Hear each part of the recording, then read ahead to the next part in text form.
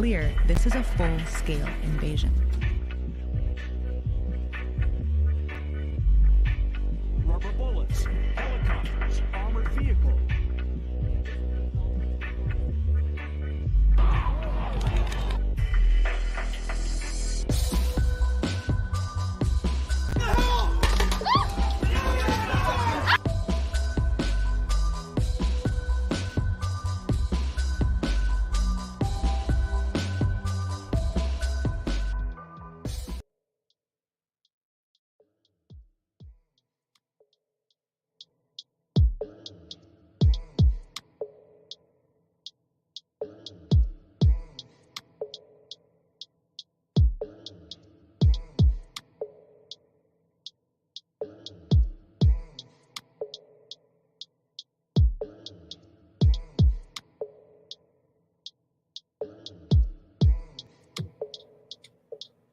You are tuning into Revolution Newslink, linking in information, experience, revolutionaries, and making it mainstream. I'm your host, John Tell. Please hit the like button and share the stream. Follow us on all our platforms: Facebook, YouTube, Instagram, Twitter, and Spotify. So we have a few articles today that I want to share with you all. If you're not aware, Julia Roberts' hospital bill was paid for by Martin Luther King Jr. There's this interesting article about it. Felt the need to share. It is in the comments for you to check out.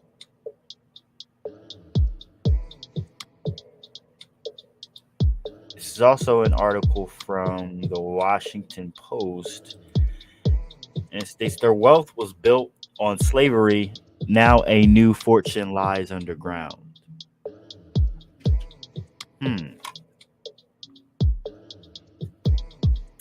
Check the article out in the comments section, y'all.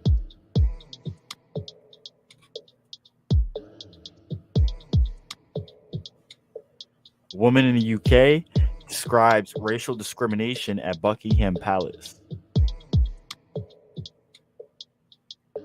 Feeling because this lady came from nowhere, automatically took my hair and moved it so she could see my name tag, and then she demanded to know where I was from. No, really, where I was from. No, where I was really from. And no matter how many times I answered her, it wasn't the response she wanted, and it continued for about 5 or 10 minutes. So gradually, I recognized that I need to do something about this, but what? What can I do? So I just handled it as best I could.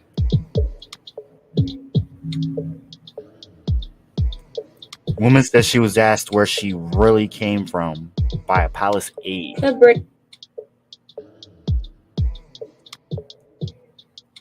Chevy, the holidays mean going places and having fun with friends and family. Nope.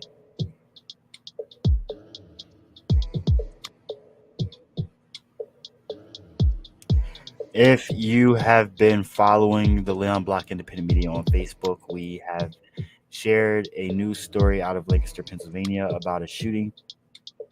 And local media in that area has picked up accounts from witnesses, and you can check out the link in the comment section via Facebook and YouTube.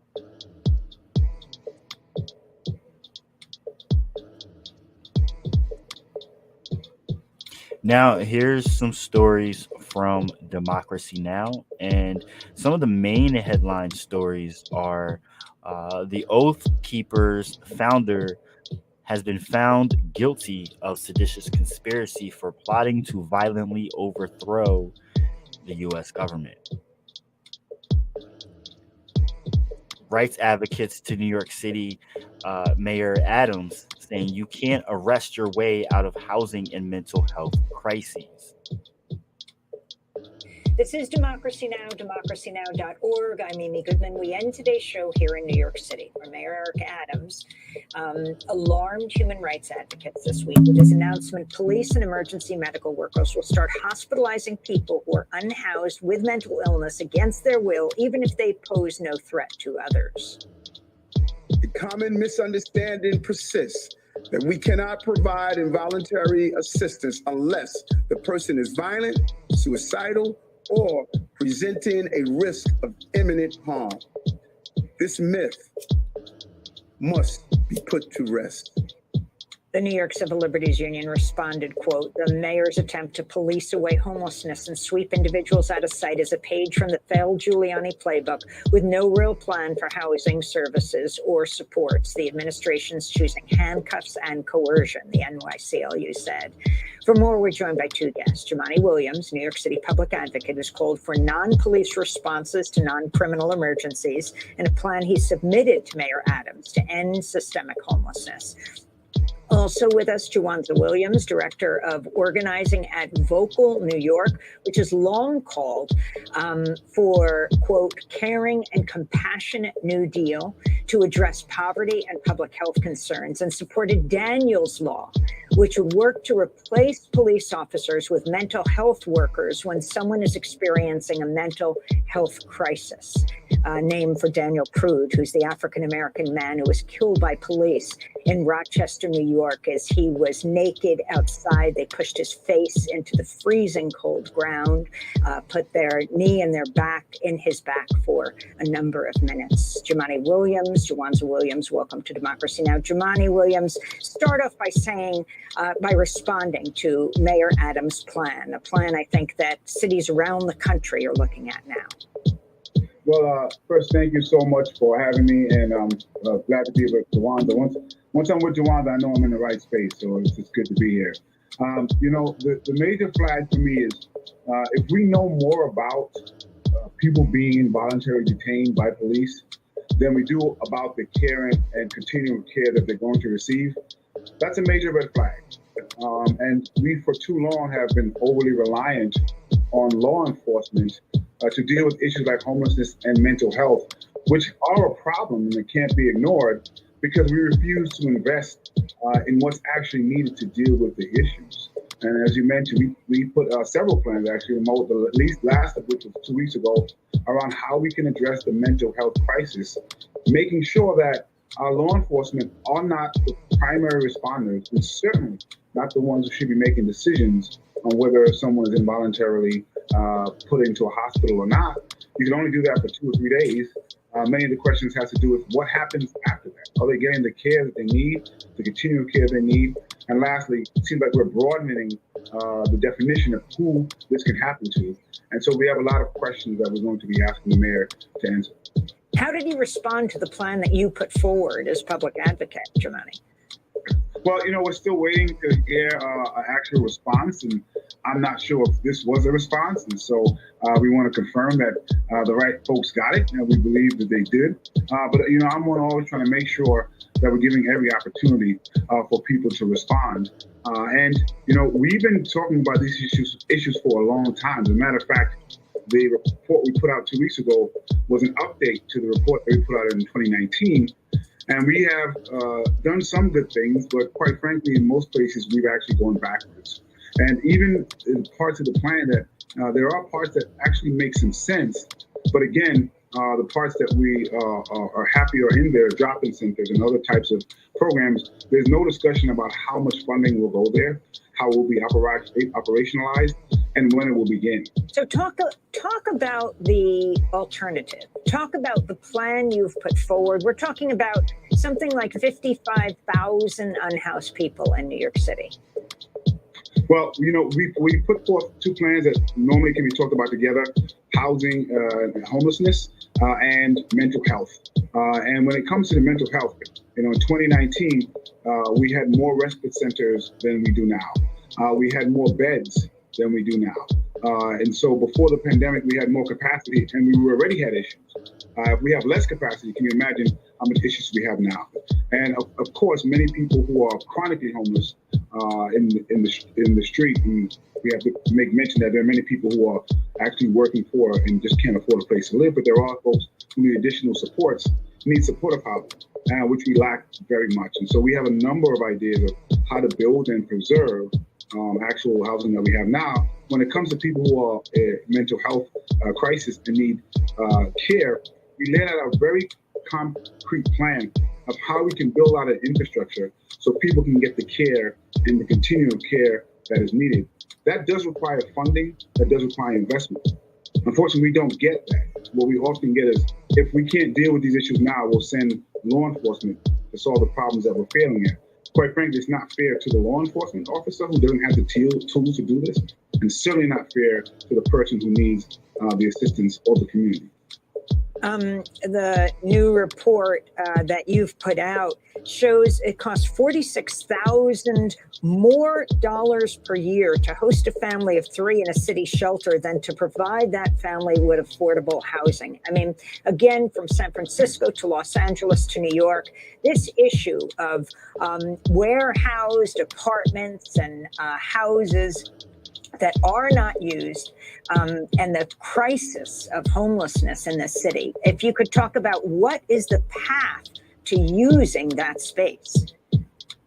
You know, we put so much money into sheltering, quote unquote, homeless New Yorkers, and I'm sure it's the same in all across the country, than we do in actually housing them. It's a lot of frustration. We have been trying to battle what we call zombie houses and warehousing houses that people are keeping off the market. We do try a lot to make sure that when there's rezonings that happen in the city, that we actually put deeply income targeted affordable housing in those units. But right now, there's something called good cause eviction that's being held up by the governor and by the real estate industry that simply says, this is all it says, is that if you want to evict someone, you should give a good reason to do so. And we get such pushback. That alone could stem the tide of evictions that are going on and stem the increase of homelessness that's going on. We also need to see additional support for people who need tenant rental assistance, because the type of support that people get now for rental assistance doesn't match with the market. And New York City is now the most expensive place to rent. It's actually past San Francisco and some other places. But yet we're not doing anything to stem those tides. And the people who make the most money off of this and donate the most money are setting the rules that are unfortunately making it worse. Your report also finds a majority of those in shelters are men, women, and families of color, the largest share Black, who've come from historically redline neighborhoods, quote, that this city has neglected with its education, environmental health, and housing dollars. I wanted to bring in Jawanza Williams with that finding and the kind of work you do at Vocal New York, and also ask you about the new rules that are banning photos and videos from within the New York City shelter system. So first of all, thank you so much for having me, Amy. I deeply appreciate it. And of course, I deeply appreciate being on the air with the Honorable Public Advocate Jumaane Williams. I think the first thing that I've got to say is that Vocal New York, we're a statewide rights membership organization building power to end AIDS, homelessness, mass incarceration, and the racist, classist drug war, and to build an economy and a democracy in New York State that works for all of us. And in particular, we organize 2 issue-based unions, a homelessness union and a civil rights union, made up of people who are directly impacted by these issues, who are politically active and responding. So a lot of the perspective that I'm holding today is coming from the leadership of people directly impacted in these union structures. And I think that the idea that we have to, like, that there's new policies banning photography inside of shelters is no surprise to me. I think that the mayor and the administration have a public a catastrophe unfolding for them, politically. This is not good optics for its administration. And I think that the thing at the core that we have to hold is that disappearing people experiencing homelessness, dismantling encampments, preventing people from taking photographs inside of shelters will not prevent the truth from coming out. And I think that one of the things that I really want to pull forward into this conversation, and I deeply appreciate the number of things that the public advocate is talking about, is that we need to be using phrases and language like mental health complexity. We don't want to individualize all of these phenomena, talking about mental illness for individual people, but thinking about the structural, socio-political, cultural framework situation that is exacerbating these issues, like mass homelessness, like problematic drug policy that's criminalizing people. So what we need to see happen is the city of New York, that our mayor is actually responding to the structural phenomena that's exacerbating these things, so that we can actually use our limited resources in a more targeted way that actually makes sense. So, a colleague of mine, Selena Trawa, a homeless union organizer, said to me yesterday that the moment that something is coercive, compassion is out the door.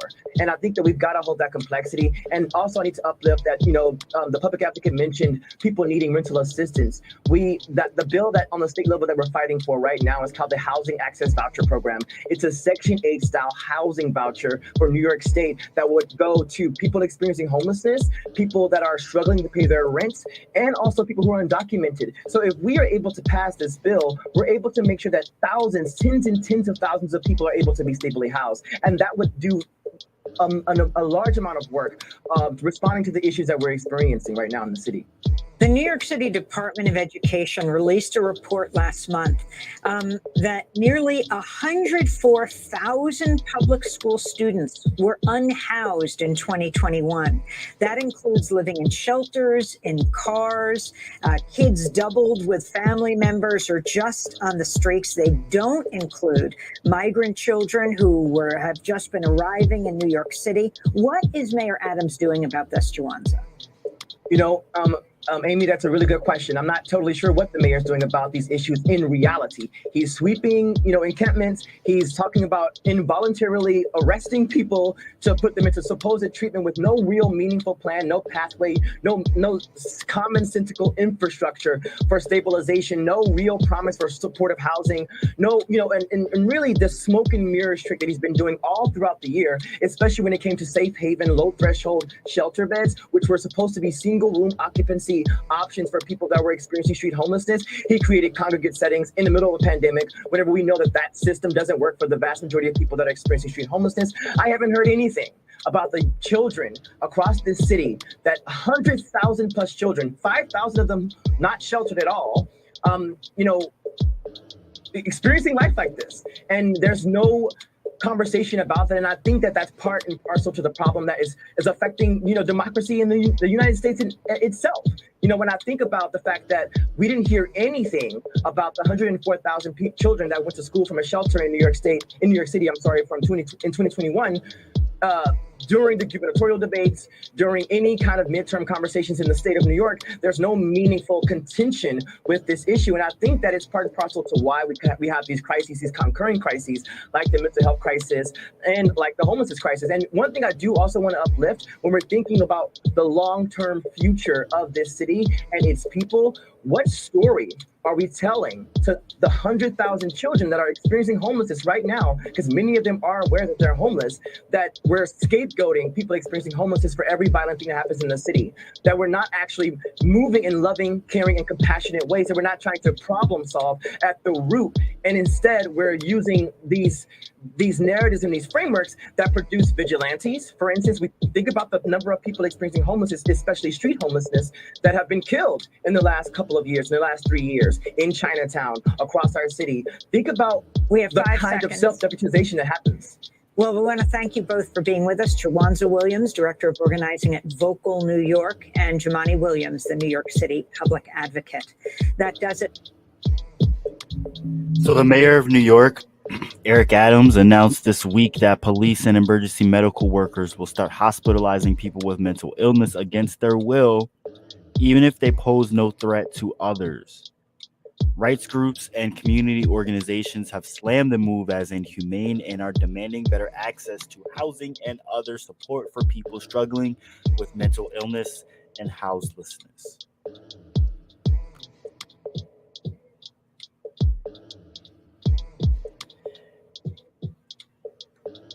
The Senate passed the Respect for Marriage Act in a 61-36 vote, protecting same-sex and interracial marriages at the federal level.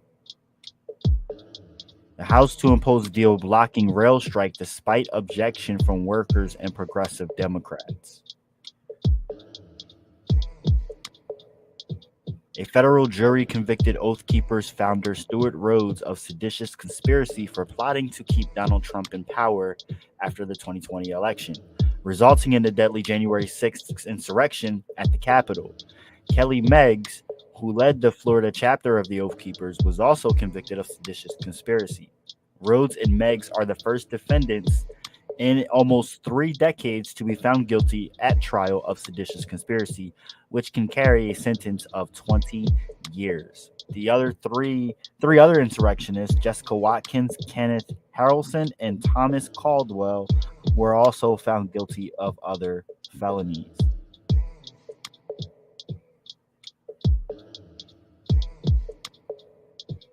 A Qatari official who is overseeing the FIFA World Cup has placed the number of migrant workers who have died while working on related projects between 4 and 500 people. Hassan Al-Thawadi cited the figures during an interview with Piers Morgan. The committee overseeing the games had previously said there were only 3 fatalities related to work on the World Cup. Steve Cockburn of Amnesty International said the continued debate around the number of workers who have died in the preparation of the World Cup exposes the stark reality that so many bereaved families are still waiting for truth and justice.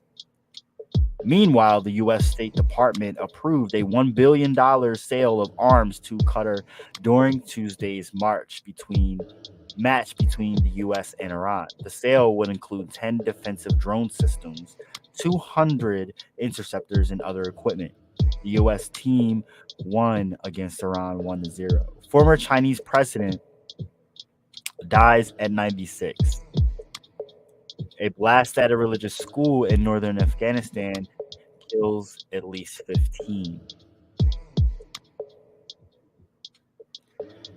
In Missouri, 37-year-old black father and grandfather Kevin Johnson was executed Tuesday evening by lethal injection after the U.S. Supreme Court, denied his last plea for a stay of execution. A special prosecutor had asked the Missouri Supreme Court to halt Johnson's execution in order to fully investigate evidence of pervasive racism in his prosecution, but that request was denied on Monday.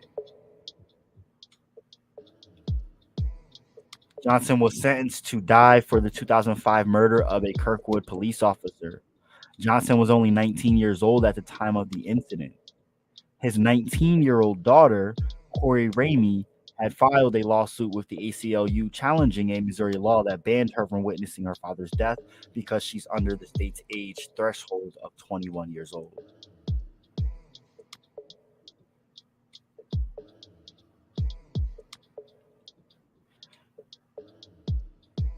So again, in New York City, Mayor Adams said police and emergency medical workers will start hospitalizing people with mental illness against their will, even if they pose no threat to others. Mayor Adams said, quote, "A common misunderstanding persists that we cannot provide involuntary assistance unless the person is violent, suicidal, or presenting a risk of imminent harm. This myth must be put to rest," end quote. Rights groups swiftly condemned the announcement. The New York Civil Liberties Union said the mayor's attempt to police away homelessness and sweep individuals out of sight is a page from the failed Giuliani playbook. With no real plan for housing services or supports, the administration is choosing handcuffs and coercion. In Puerto Rico, 16 municipalities have filed a lawsuit against Chevron, ExxonMobil, and Shell and other corporations, accusing them of contributing to the climate crisis by pushing a multi-billion-dollar fraudulent marketing scheme that downplayed the catastrophic impacts of fossil fuels. The suit also blames big oil companies for the billions of dollars in damages after devastating hurricane season in 2017. Hurricanes Irma and Maria killed thousands of people and destroyed critical infrastructure in Puerto Rico.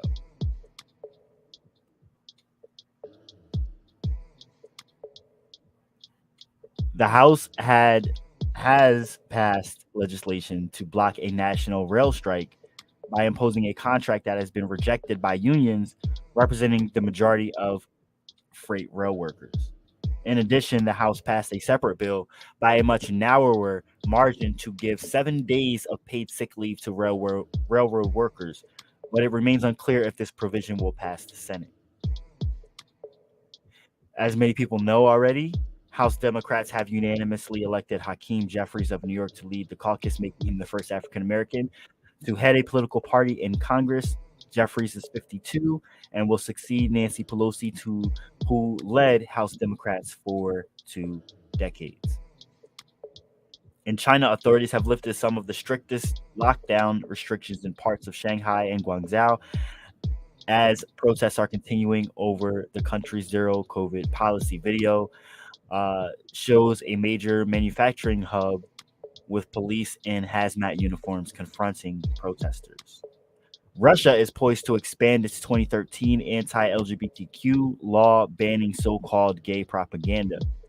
The law seeks to prohibit movies, advertisements, websites, and books featuring same-sex relationships or transgender characters in a positive light.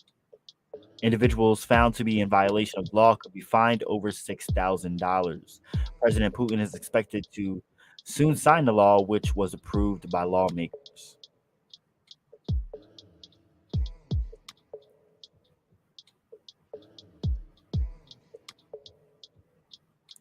A U.S. citizen who lives in Massachusetts has been arrested on a trip to the United Arab Emirates and faces possible extradition to Egypt after he made a video calling on Egyptians to protest during the recent UN climate summit in Sharm el-Sheikh.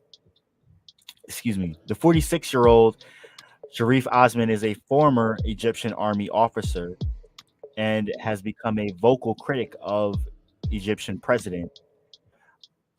Osman was arrested by 2 plainclothes officers in the United Arab Emirates on November 6, 2 days after he arrived from the United States.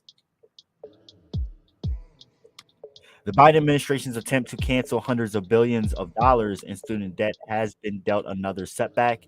The Fifth U.S. Circuit Court of Appeals has rejected a request by the Biden administration to put on hold a ruling against the plan by a judge in Texas. The issue will likely go to the Supreme Court now.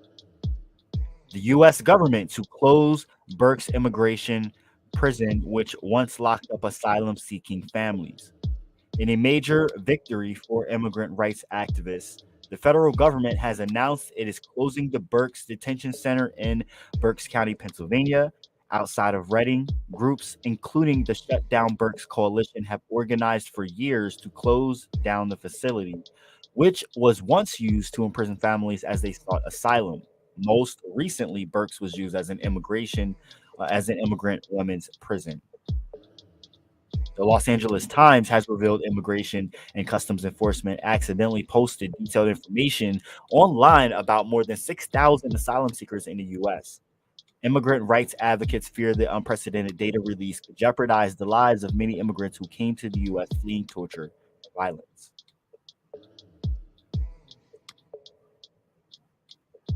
The founder of the website Cryptome.org has written to the U.S. Supreme Court.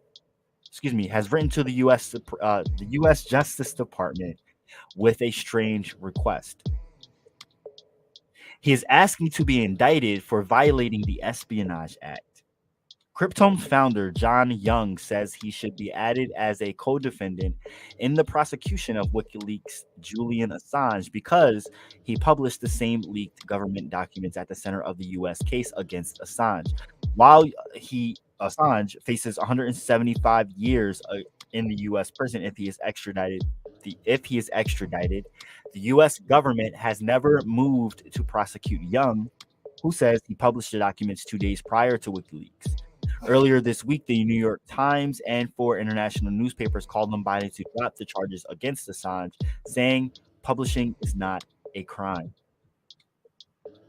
President Biden announced new investments for indigenous communities, including $135 million to help 11 tribal communities who are severely impacted by climate change. The 3 of those communities are planning on relocating altogether. Biden spoke Wednesday at the White House Tribal Nations Summit. And he also vowed to protect Spirit Mountain in Nevada, a sacred site for the Fort Mojave tribe and others. Advocates have been pushing for years to designate the area as a national monument. The Justice Department is suing Jackson, Mississippi over its failure to provide its 150,000 majority Black residents with safe drinking water.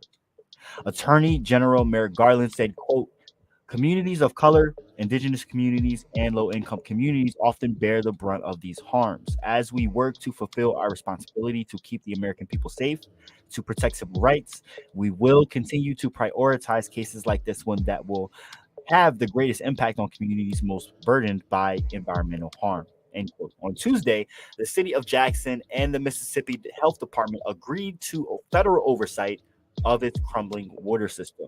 And in August, city officials issued boil water advisories across Jackson that lasted nearly 7 weeks.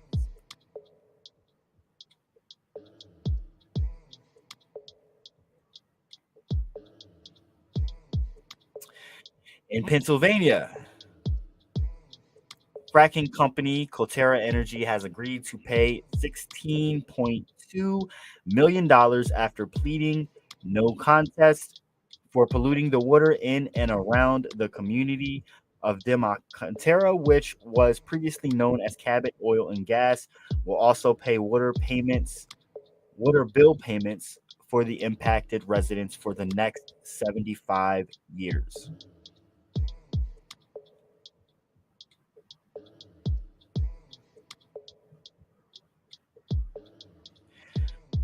Today also marks World AIDS Day, December 1st. UN AIDS is calling for a renewed push to combat the HIV virus after the world turned its focus to COVID-19 and other global crises over the recent years. 1.5 million new HIV infections were recorded in 2021. That's a million more than the global target of 500,000, with an estimated death toll of 650,000.